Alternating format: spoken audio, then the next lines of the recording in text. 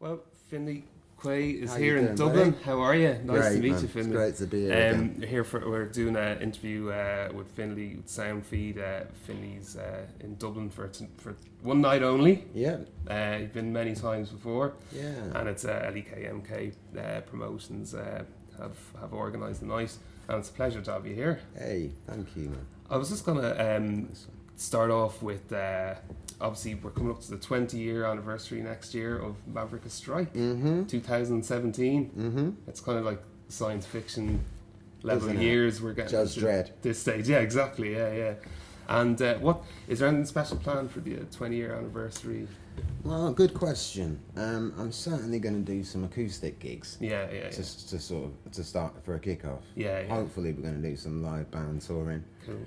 I got some interesting players kind of lined up to play in the band. We've had a few of the old boys kind of. Great. Well, a few of the old boys are getting on now. So okay. Winston, for instance, the percussionist, he's been replaced by his son. Yeah. Which is great. Yeah.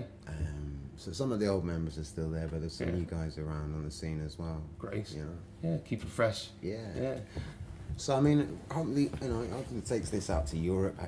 I'm even hoping to go out to Africa, for instance. Brilliant. Ghana, for instance, South Africa as well. Yeah, great. Yeah. And are you going to release is there any plans? I know it's still a little bit away, but is there any plans to release a vinyl reissue? Certainly. Sony Yeah. have been on the phone trying to talk about the artwork and this Great. and that, see if we're up for it and that. Yeah, limited edition run should be out, you know what I mean? Brilliant. At least. Because I know the 90s releases that came out, CDs had just kicked off, so any albums that were released out back then, there were limited runs because everything went in CD, so they're very hard to get, like a first press of Maverick Strike. So Yeah. So keep your eye out in the stores for the Rhino version, 180 grams. You know. Exactly. Yeah. Nice, That's the one. Nice and thick. And I suppose then, you know, what's your own take kind of on you know.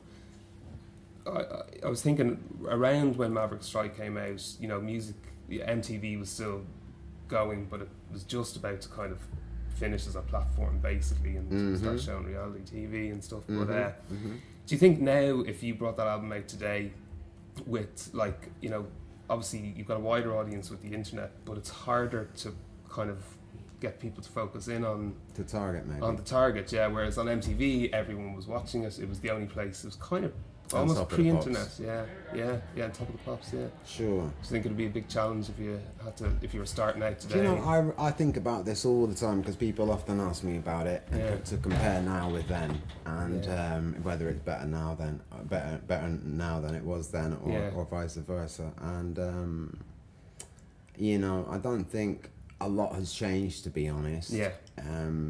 You know, a little has changed, but it's still pretty cool. Swings and roundabouts. There's still a living to be made out of music. Yeah. Especially in, like, you know, in the UK, certainly in Europe, where you've got publishing sort of rights and stuff. Yeah. And you know, I think, you know, music will be around for a good while still. Definitely. But however, of course, you know, the campaigns that we used to do to make those hits, you know, to make those records, a success. Yeah. You know, it happened by a lot of, you know, with a lot of hard work, marketing and touring up and down the UK maybe a dozen times, you know, a dozen times up and down the UK, doing radio stations up to Aberdeen and everything, and back to London and whatnot, and, you know, Bristol, Pebble Mill and all that sort of stuff.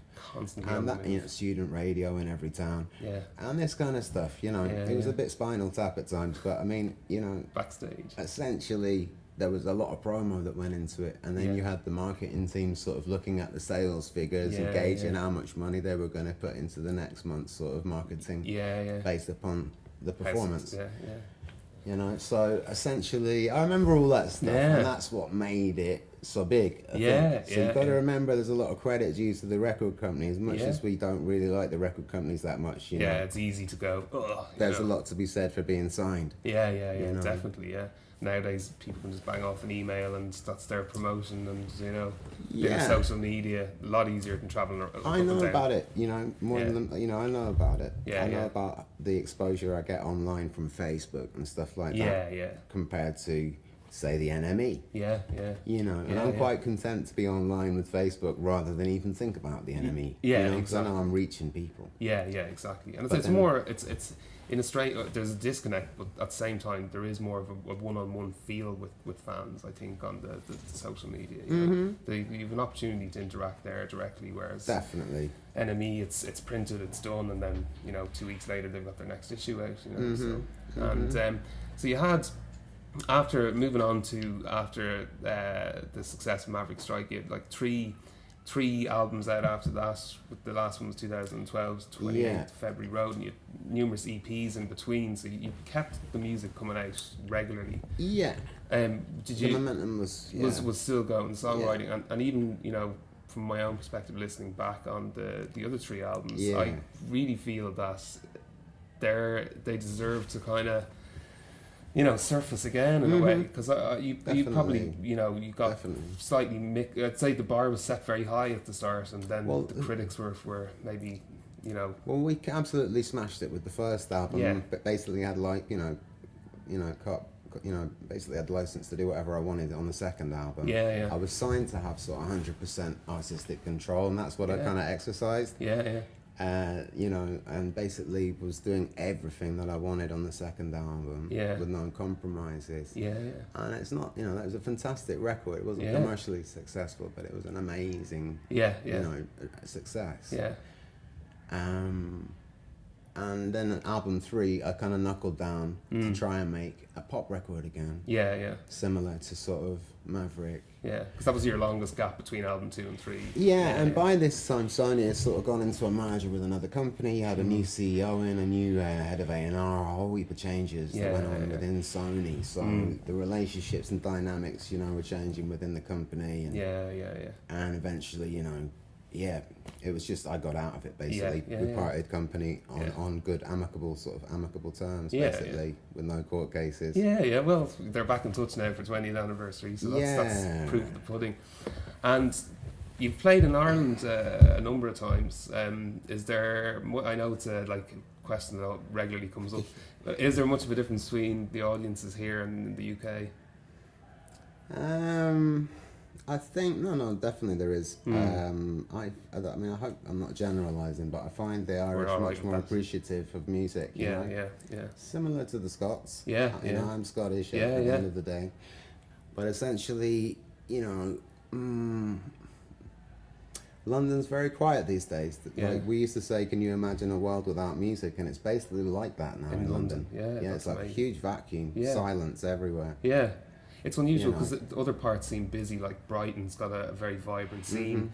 Even in Wales, it's very busy. But you're right. It seems like the larger urban areas, there's not much going on there at the moment. There's a place called Chesham, just on the outside of London, that's really vibrant as well. It's really musical. A lot of studios and session musicians, classical and sort of folky singer-songwriter sort of stuff too. And do you head to many shows yourself, or when you? No, I don't. I really miss the old days of sort of you know, doing everyone's heads in. Basically misbehaving. I used to show up sort of backstage at every sort of gig that was going on. You know, every gig in town, maybe 2 or 3 a day. Good going. So you're busy at work, busy at play. It's a good balance. Recently, I've seen some guys like in Marseille playing Cora, 3 Cora masters that I sort of witnessed. They were amazing. Recently, and let me see, they were performing their album that they're promoting at the moment, called Faso. They're from West Africa. One guy from Burkina Faso, one guy from Gambia, one guy from Mali, one guy from Senegal, I think. Wow. It's a nice mix. But you don't get any of that in London, you know. You know, or even Manchester to a degree, maybe 1 or 2 players. It's a pity because the 70s and 80s in London was like such a, you know, creative and expansive kind of sounds coming out of there, and totally wildly different you know, genres, you know, at the time as well. And well, when we had Ebola recently, you know, I think they put a stop on things like drum skins coming into the country for about 10 years, for maybe 5 years. So this affected all the percussionists everywhere. The things you don't think about or hear about, really, like, you know. That's right. But we're really looking forward to the show tonight, Finlay, and it's gonna be great fun. And have you any more dates coming up after this, or bits and The pieces. next one's Vienna. Vienna, yeah. 30th right, of this month. yeah. That's Waves Festival. Yeah. Manchester in November. Yeah. A decent gig there. Cool. The live rooms. And let me think now. I've got Sofia coming up. Maybe Yeah. Bucharest to Rome for sure. Excellent. On this same sort of format, you know. Yeah, yeah. So, Acoustic, semi-acoustic. fans who want to go to the shows will just keep in touch with the Facebook page, and the updates will Absolutely, be there. They'll yeah. find out all the details. Absolutely. There. Brilliant. Much appreciated. Thank you so much, Finley. Absolute pleasure Yeah, chatting to you. likewise. And best of luck tonight. Not that you need it. God bless you. Cheers. Thanks, man. Yay.